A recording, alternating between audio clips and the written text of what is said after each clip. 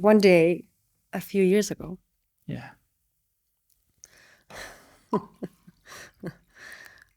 I decided, or I thought, that I had forgiven the man that had sexually abused me as a child. And I thought it was a very good idea to go and let him know that I had forgiven him. Because I imagined that maybe he had felt guilty at some point, or I don't know. I just thought it was a good idea to go and let him know that I had forgiven him. And so there I went. And I got there and I told him, I just want you to know that I have forgiven you. And he looked at me with a blank face and said, forgiven me for what? And at that moment, the rage inside me was a force of nature. It was unbelievable. I was appalled at, what do you mean about what? What do you mean for what? This and that. And I started, counting the things. And he looked at me and his jaw kind of dropped to the floor and he went like this and he said, oh my God, I would have never imagined that affected you. You poor thing. And turned around and walked away. And in that moment,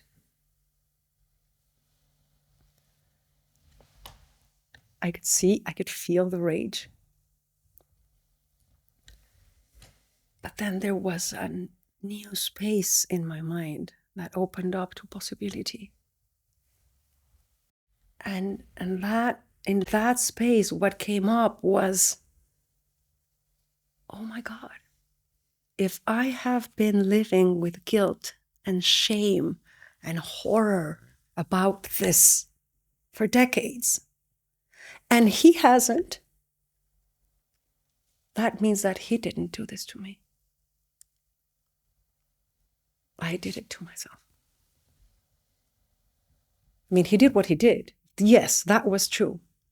But all the shame and all the guilt and all the things that happened then because of that, I had done to myself. They had absolutely nothing to do with him. And in that moment, I saw, oh my God, I had not forgiven him. I wanted the badge of I have forgiven him, a very egotistical badge.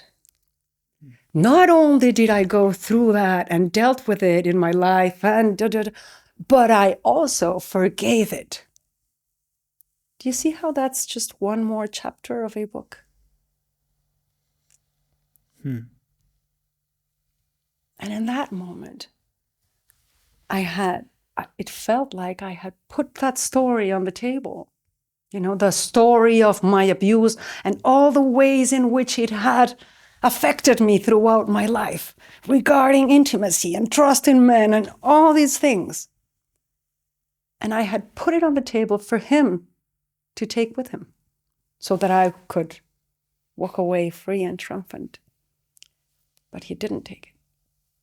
He walked away.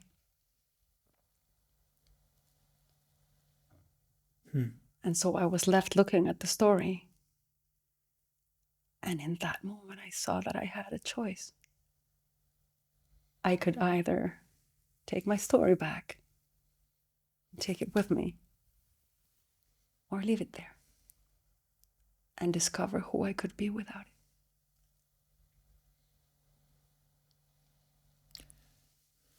And I left it there.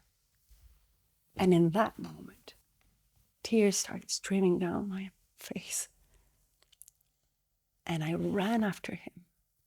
And I grabbed him, turned him around, and I said, thank you. You have no idea of the gift you have given me today.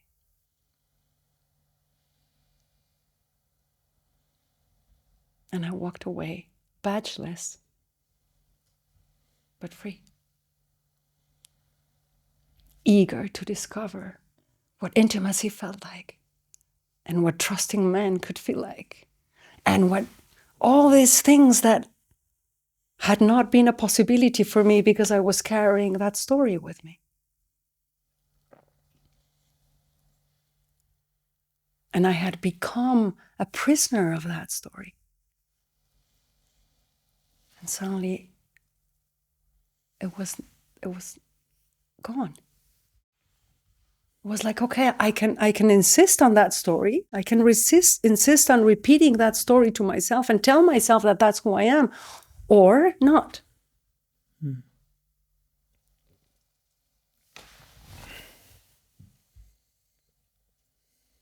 I can recognize the truth of the fact that if it's not happening now, it's over.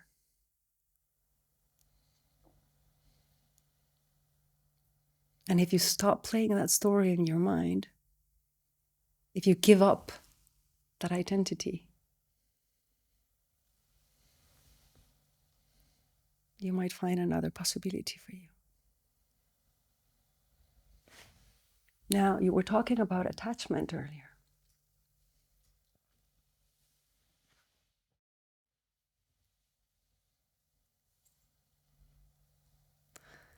What I am about to say might not sound very popular out there. But when we are finding it hard to let go of something, of a story, of an identity, of a habitual thinking, it's because we're getting something out of it.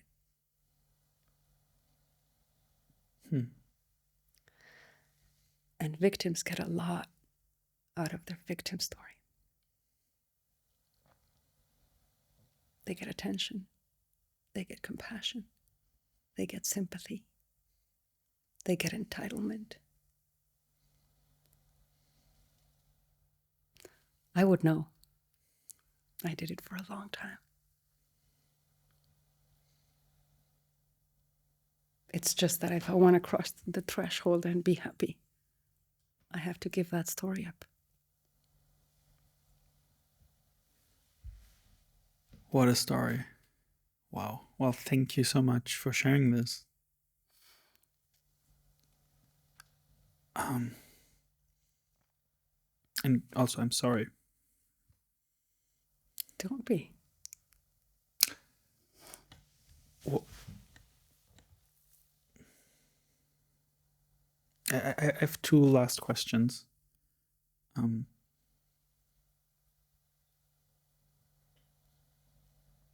And I have thoughts about what you might say, but they came to me, so I want to ask them.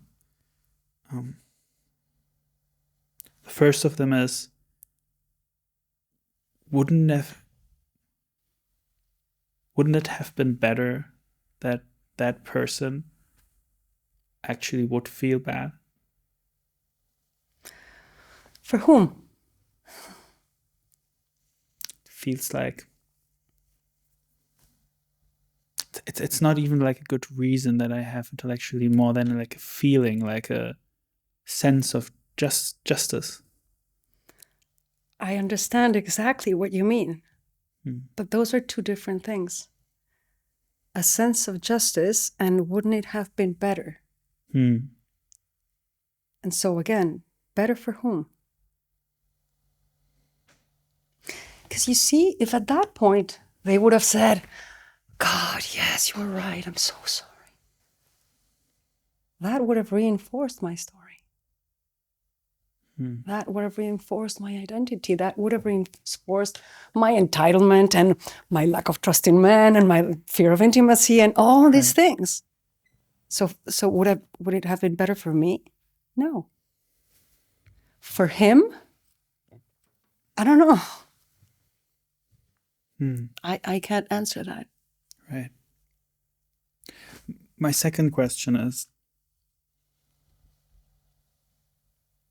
when you shared your story, this graspable, how much of a change that was for your experience of life. Do you think that is available for every person in this kind of situation? Yes, undoubtedly.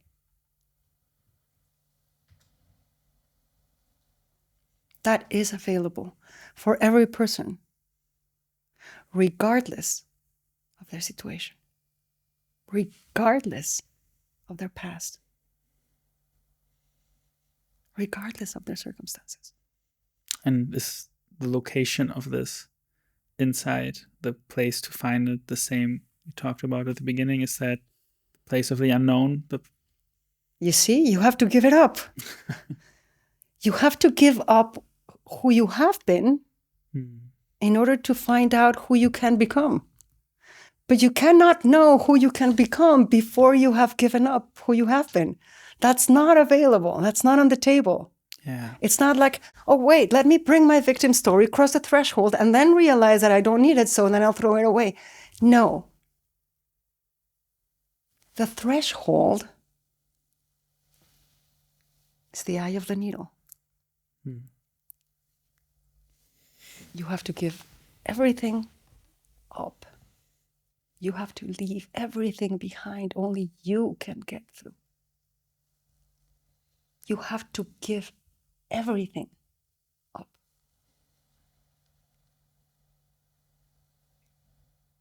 And then you will find out what becomes available to you.